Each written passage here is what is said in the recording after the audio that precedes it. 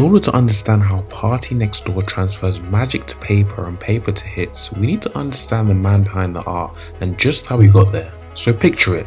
The year is 2012 and Drake had just dropped arguably one of the greatest projects of his discography, that was Take Care, which he later won a Grammy for in the following year.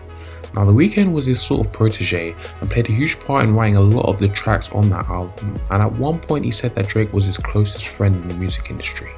Drake was no stranger to posting The Weeknd's music on his OVO Sound blogspot, giving a huge push to the already significant buzz that The Weeknd had over his 3 mixtapes at the time.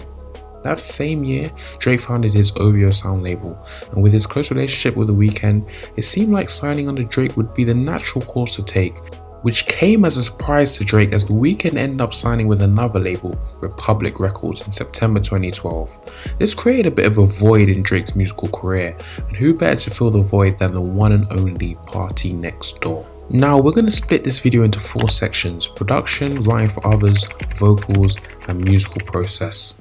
Now, for much of his early career, he was known as that super musician who writes, produces, engineers, mixes and masters his music by himself. He literally was the studio. Taking control of every element of a song from input to output is the reason why his sound has now become so memorable, and whether it's his own track or he's writing for someone else, you can always just tell when he had something to do with a record. Wow. Yeah. The wow. Everything intentional, like poking Rhianna in her back, being like, baby, like this is a New York song, so you gotta say it like Ja Rule, like you gotta show respect, you know what I mean? Like you can't sing it sweet, like everything's intentional.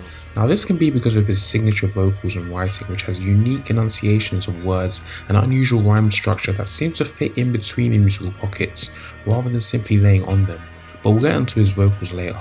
In terms of producing, he uses a specific frequency that slightly alters the tune of what you're hearing subconsciously. Let's break it down. Now most music recordings adhere to a standard of the note A resonating at a frequency of 440 Hz. However, sometimes a recording is done in a way that is not at 440 Hz and is instead at about 425 or 455. This usually happens in older rock recordings when the individual band members have tuned to each other's instruments rather than the tuner, or if a recording engineer decides to slightly speed up or slow down the entire master tape. The resulting song wouldn't be in the key of, for example, C or C sharp, but instead would sit somewhere in an imaginary area between the two. These chords and notes in limbo are called quarter tones. Just listen to this to see what I mean.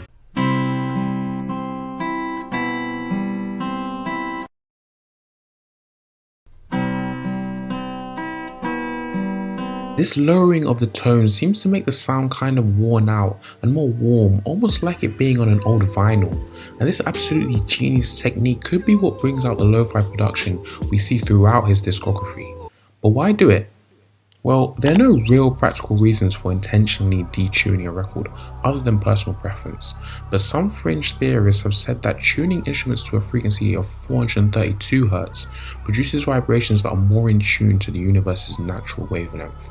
Who knows if that's why Party detunes his beats to be off 440, but the worn out effect pervades everything he lays his hands on, following him around like an aura. Compare Drake's Days in the East to Party's West District. These songs use the exact same Partynextdoor beat, but West District is just a quarter of a tone higher than Days in the East. That slight change, along with, the typical P&D tools such as his phone call vocal filter, it just makes his song sound like a completely different track altogether. It's absolutely genius on his part, and it's also worth noting that he mixed and mastered all of P1 and half of P2 on Beats headphones. To bring out that level of quality from very little resources is really impressive and is a testament to his musical ear. Now this musical ear is the reason why he's written bangers for so many artists, from Work and Wild Thoughts for Rhianna to Wednesday Night Interlude and Legend for Drake, to name a few. But you knew that already. What he hasn't been open in disclosing is the burden this has taken on himself and his career. Of course, we've heard the rumours of the OVO sweatshop and P&D giving out all of his hits to Drake and being left with the leftovers from his own project. But that's not the real story. The truth is he doesn't mind writing for others, and in the case of Rhianna, he doesn't find it too difficult to write for other artists and literally put himself into the artist's shoes to draw out a potential song. He did it very successfully with Work, and even said that Wild Thoughts was written in not days, not hours, in an impressive 45 minutes. I mean, he did start out as a songwriter after all. What's really bugging him is the fact that making these chart-topping songs doesn't actually make him happy, and he really wants to invest time into creating moments for himself. Now let's get into vocals. He's got quite a raspy cadence in his voice, and combined with his Canadian hints of Jamaican accent, twang in his voice, cause him to have a very unique enunciation of words, and combined with his unusual rhyme schemes and entendres, makes him really sound like no one else right now. He also employs a really weird homemade technique to cater to the type of song he wants to make. For his more trap rap type songs that require a raspy tone, he takes a shot of vodka before recording. And for the more softer and purer tones, he puts boiling water at the back of his throat to shock his system. In most of his songs, he uses some form of auto-tunes, using it more in some songs than others, but as for his live performances, he just uses his natural voice to perform. As for his musical process and execution, it largely matches with his private and reserved personality. He very much likes to make music alone and at night, which is the time of day when he feels most vulnerable. He's even said that his song Damage from his 7 Days EP with Halsey was one of the few in-studio collabs with an artist where they've both been in the studio and bashed out the track and put it out with no disruption or anything. But I feel like his comfortability in the music industry has increased, and as seen by much of his more recent projects, he seems to be moving away from the whole self-production, as the whole reason for doing it in the first place was because in the early part of his career, producers weren't really sending him beats like that. He said, "I have a publishing company with producers that I feel are amazing, so I no longer have those issues I did before. Producers like Murder Beats, G-Ride pretty much capture what I'm looking for sonically, so I'll pick other beats now, but I have to love them. It depends on the purpose of the record. For this album, I let go of creative control a bit and didn't produce much of PartyMobile." He also works through songs very quickly and flicking between projects to give whatever each one needs.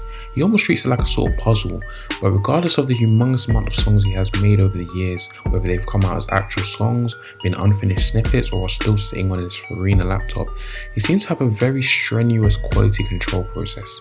He can only put out songs that he feels are good enough for him, and even if his fans are constantly nagging for their next dose of Jaron, he doesn't care. It has to be released how he wants it, nothing more, nothing less. He's the definition of a true musician and a perfectionist, whether it's his own song or he's writing for someone else. And within his own discography, you can tell he places a large emphasis on making classic and timeless music.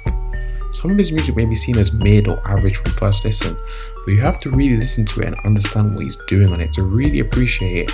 And sometimes that takes re-listening to a track after a few months to really understand what he was trying to do.